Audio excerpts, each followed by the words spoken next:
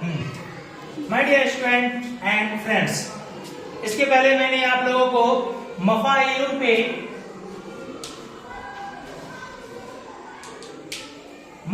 के वजन पे गालिब का एक शेर और अपना एक शेर मैंने बना के बताया था कि इस पे कैसे होता है।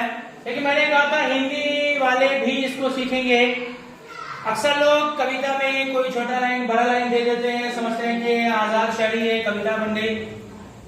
लेकिन अच्छी कविता जानने के लिए, बनाने के लिए, सुनाने के लिए इसमें भी वजन का होना जरूरी है। मिसाल के तौर पे जब मैं स्काउट की ट्रेनिंग ले रहा था तो उस वक्त जो मुझे वहां भजन गाना होता था, यानी हम लोगों का जो प्रार्थना होता था, मैं उसको यहाँ पे कटिंग करके आज के इस वीडियो में बताऊंगा। बस मैं आपका 4-5 मिनट लूंगा जिसमें आप देखेंगे कि हिंदी की एक प्रार्थना, एक कविता की 2 पंक्तियां कैसे इसी मफाइलुन के वजन पे कटी हुई है। अब इसका ये लाइन है,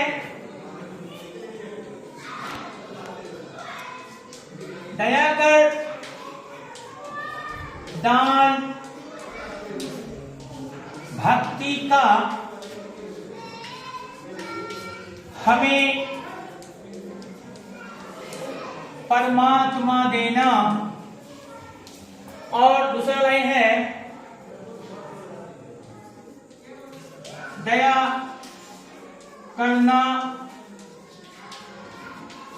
हमारी आत्मा को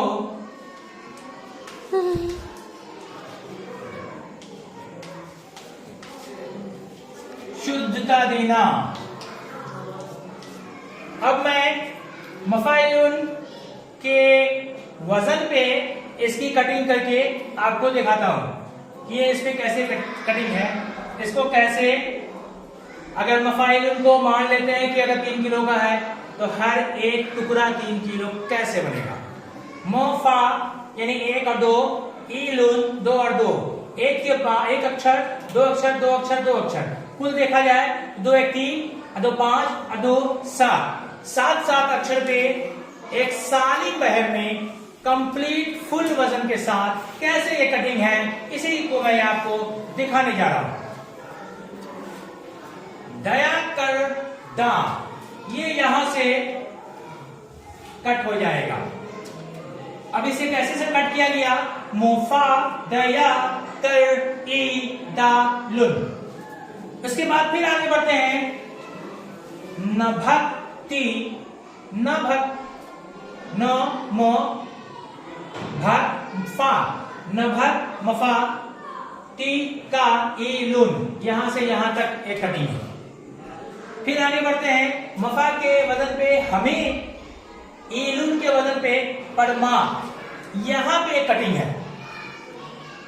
कविता लिखने के बाद, शेर लिखने के बाद ऐसी कटिंग नहीं दिखाना होता है, लेकिन कविता या शेर लिखते वक्त, बनाते वक्त वो सब देना पड़ता है। जैसे कि आप अगर कोई घर बना रहे हैं तो घर का सांचा ढालने के लिए उसमें फॉर्मा सेट करते हैं और मसाला डालते हैं, और दूसरे दिन जब वो पकड़ लेता है तो फिर उसको हटा देते हैं।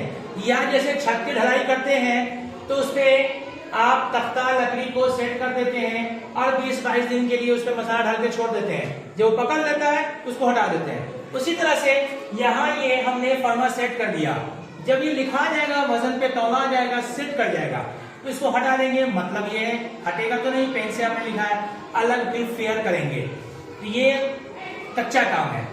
तमा देना मफा इलुन, ये अलग वजन है। पहला लाइन कंप्लीट हो चुका है, अब मैं दूसरे लाइन पे आ रहा हूं। ये दूसरी पंक्ति है, दया के नीचे दया है, दया करना, यहां पे कटिंग है, मफा इलुन हमा री आ, हमा मफा है, री ई है, आ लुन है, यहां पे कटिंग है, हमारी आ। तमा मफा, मफा तमा, को ई शुद्ध लुन। इसमें चूंकि पेन चलाने में आपको समझ में नहीं आएगा, लेकिन बोलने के हिसाब से समझ लीजिए, ये संयुक्त अक्षर है, इसमें 2 अक्षर मिक्स है। तो जब हम कटिंग कर रहे हैं तो द को मिला के कटिंग कर रहे हैं यहां से। ये आपके समझने के लिए काफी है, क्योंकि आप लोग छोटे बच्चे नहीं हैं। You all are my senior students. तमाम को शुद्ध धता देना, धता मफा दे ई ना लुन, धता दे ना मफा ए लुन, इस पे आ गया। अब इसको गिनते हैं 1 2 3 4। 1 2 3 4। ऊपर कितना आया तो 4, और नीचे कितना आया तो 4। ऊपर का वजन क्या था, मफाइलुन मफाइलुन मफाइलुन मफाइलुन 4। नीचे का क्या था, मफाइलुन मफाइलुन मफाइलुन मफाइलुन 4। तो इस तरह से ऊपर का नीचे का एकदम बराबर के वजन का आपके सामने आ गया। और ये कोई उर्दू का शेर नहीं है, ये एक पूरा का पूरा ईश्वर के नाम से भजन है, शुद्ध हिंदी में है। आप उसे चाहे तो पूरा सर्च कर सकते हैं, या कहेंगे तो मैं लिखा भी दूंगा। ये सिर्फ ये मुखड़ा है, इसका अंतरा जितना भी है पूरा का पूरा प्रार्थना, पूरा का पूरा इसकी जो कविता है, जो कुछ है टोटल ऊपर से नीचे तक जितना लाइन है, सब इसी सालिम बहर पे है। हर एक को बहर बोलते हैं। सालिम का मतलब हुआ कंप्लीट, पूरी तरह से, पूरा पूरा।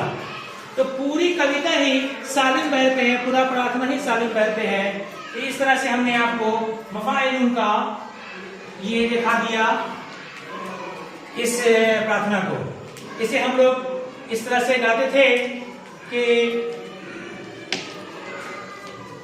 दया कर दान भक्ति का हमें परमात्मा देना, दया कर दान भक्ति का हमें परमात्मा देना, दया करना हमारी आत्मा को शुद्धता देना, दया कर दान भक्ति का हमें परमात्मा देना।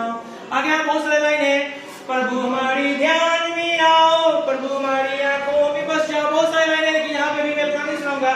मैं आपको सिर्फ 2 लाइन का एक तरह से शेर लिख के यहाँ पे कटिंग करके मैं दिखा रहा था कि कैसे ये सालिम बहर पे हिंदी के कविता को भी काटा गया है। उम्मीद है कि आप लोग पूरी तरह समझ गए होंगे।